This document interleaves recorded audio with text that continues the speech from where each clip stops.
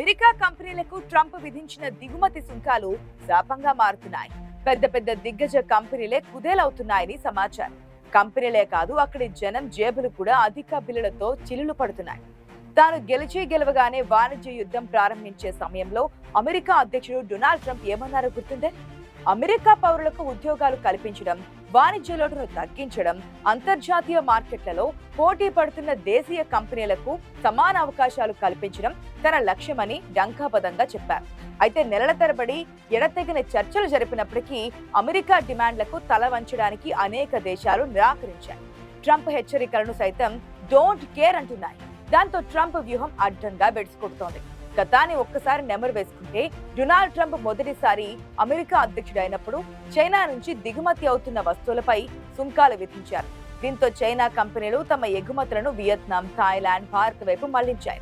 ఇప్పుడు కూడా ట్రంప్ చైనాను టార్గెట్ చేశారు. అంతేకాదు ఆ దేశాలను కూడా వదలలేదు.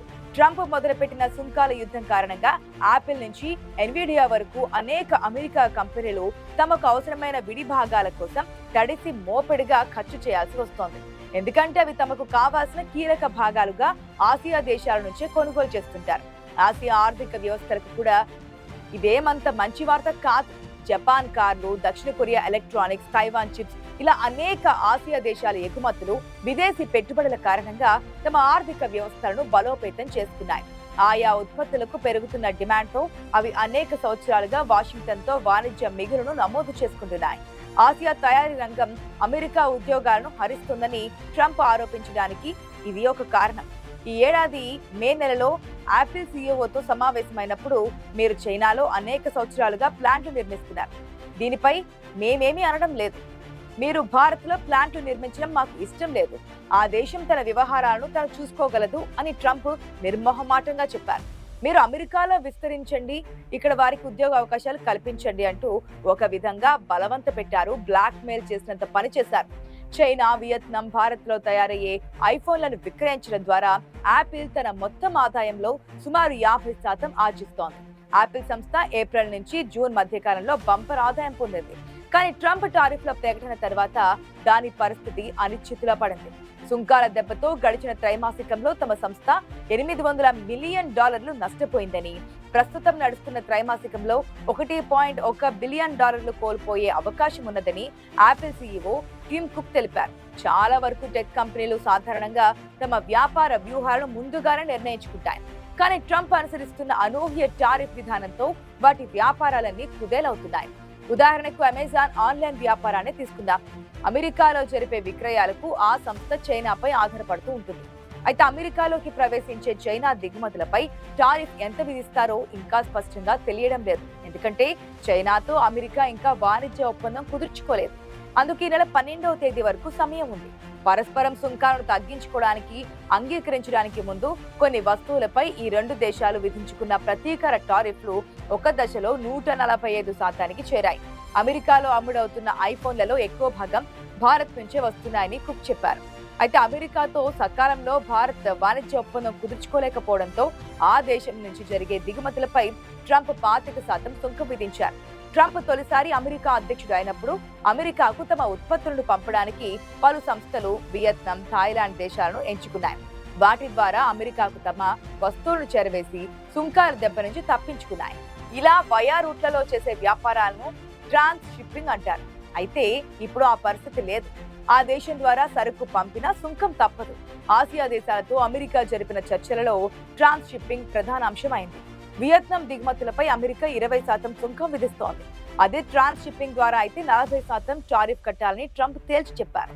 దీంతో సెమీకండక్టర్ల వంటి ఆధునిక పరికరాలను ఉత్పత్తి చేయడం ఇప్పుడు మరింత కష్టతరంగా మారుతోంది. ప్రపంచంలోని చిప్లలో సగానికి పైగా సెమీకండక్టర్లే. వీటిలో ఎక్కువ భాగం తైవాన్ నుంచే వస్తాయి. ఇప్పుడు వాటిపైన ట్రంప్ 20% సుంకం విధించారు. ట్రంప్ విధిస్తున్న సుంకాల కారణంగా భారీగా నష్టపోయేది ఆసియాలోని ఈ కామర్స్ దిగ్గజ సంస్థలు, చైనా విక్రేతలని చెబుతున్నారు వ్యాపార ప్రతినిధులు. అదేవిధంగా చైనా విక్రేతలు, ఆ దేశ మార్కెట్లపై ఆధారపడే అమెరికా కంపెనీలు కూడా $800 కంటే తక్కువ విలువ కలిగిన పార్సిల్స్ ను సుంకాల నుంచి మినహాయించే నిబంధనను ట్రంప్ మే నెలలోనే అటకెక్కించారు. చైనా, హాంకాంగ్ నుంచి వచ్చే పార్సెల్స్ ను లక్ష్యంగా చేసుకుని ట్రంప్ ఈ నిర్ణయం తీసుకున్నారు. అయితే పశ్చిమ దేశాలలో ఆన్లైన్ అమ్మకాల ద్వారా భారీ లాభాలు మూటకట్టుకుంటున్న షెయిన్, టెము వంటి రీటైల్ సంస్థలకు ఇది గట్టి దెబ్బే. ఇప్పుడు ఈబే, ఎట్సీ వంటి అమెరికా సైట్లు కూడా ఈ మినహాయింపును కోల్పోయాయి. ఫలితంగా అమెరికాలో సెకండ్ హ్యాండ్, వింటేజ్, హ్యాండ్మేడ్ వస్తువుల ధరలు పెరుగుతాయి. అమెరికన్ల కోసమే తాను సుంకాలు విధిస్తున్నానని ట్రంప్ చెబుతూ ఉంటారు. కానీ లోతుగా విశ్లేషిస్తే ప్రపంచీకరణ విధానాలు అమలు అవుతున్నటువంటి ప్రస్తుత కాలంలో అమెరికా సంస్థలు, వినియోగదారులే బాధితులుగా మారుతున్నారు. ట్రంప్ సుంకాల ప్రభావం ఏ మేరకు ఉంటుందన్నది ఇప్పటికీ స్పష్టంగా చెప్పలేని పరిస్థితి నెలకొందన్న విషయం అతిశయోక్తి ఎంత మాత్రం కాదు. అనిశ్చితి కొనసాగుతున్న సమయంలో విజేతలెవరో తేలాలంటే ఇంకా కొంతకాలం వేచి చూడాల్సిందేనంటున్నారు నిపుణులు. ట్రంప్ మన దేశానికి మొదటి నుంచి ప్రత్యేక స్థానంలో ఉంచినట్టే మాట్లాడారు. మనం ఆయనకు నిజమైన మిత్రులమని చెప్పుకొచ్చారు. కానీ రెండోసారి గెలుపొందాక ఆయన తీరు మారింది. అమెరికా అధ్యక్ష పీఠం అధిష్ఠించింది మొదలు నిలకడలేనితనంతో, పొంతనలేని వ్యాఖ్యలతో మిత్రుల్ని, వ్యతిరేకుల్ని కూడా సమానంగా ఇరకాటంలో పడేస్తున్న డొనాల్డ్ ట్రంప్ గతంలో హెచ్చరించినట్లే మన దేశంపై కూడా సుంకాల మోత మోగించారు. భారత్ నుంచి వచ్చే సరుకులపై 25% సుంకాలు విధిస్తామని, ఇవిగాక రష్యా నుంచి ముడి చమురు, రక్షణ సామాగ్రి కొంటున్నందుకు అదనంగా జరిమానా కూడా ఉంటుందని ప్రకటించారు.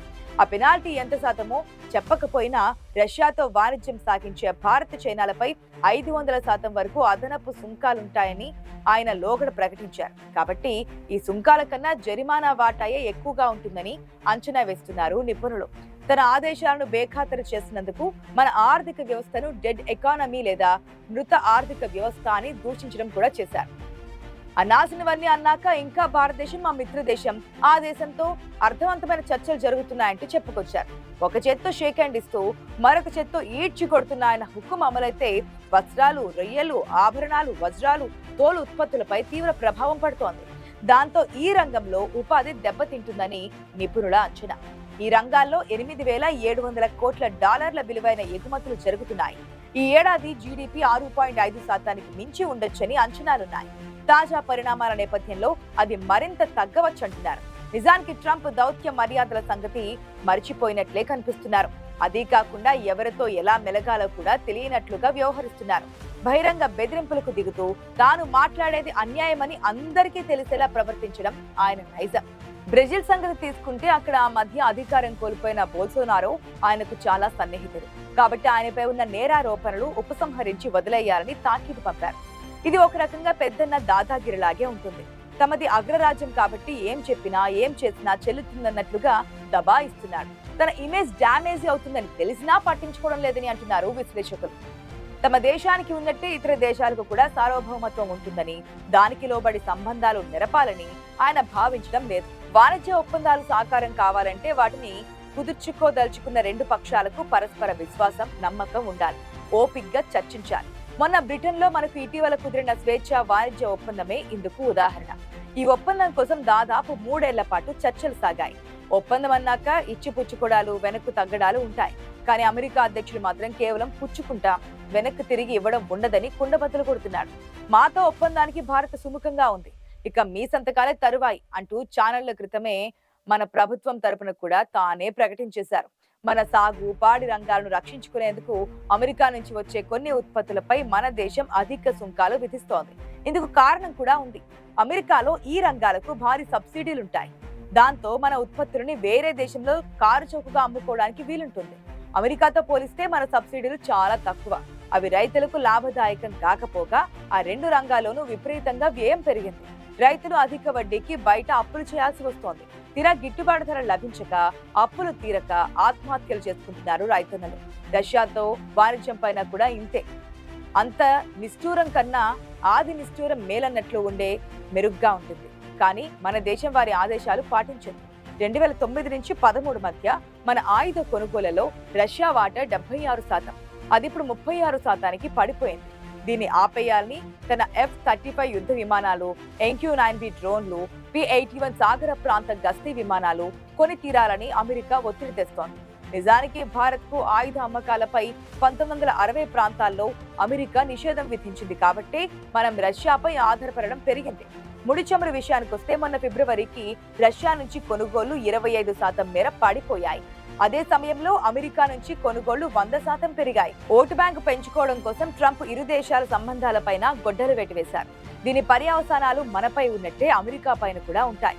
ఆయన ధోరణి మారకపోతే మన ఆర్థిక వ్యవస్థ మాటేమో గానీ అమెరికా ఆర్థిక వ్యవస్థ జడ్ ఎకానమీ అవడం ఖాయం.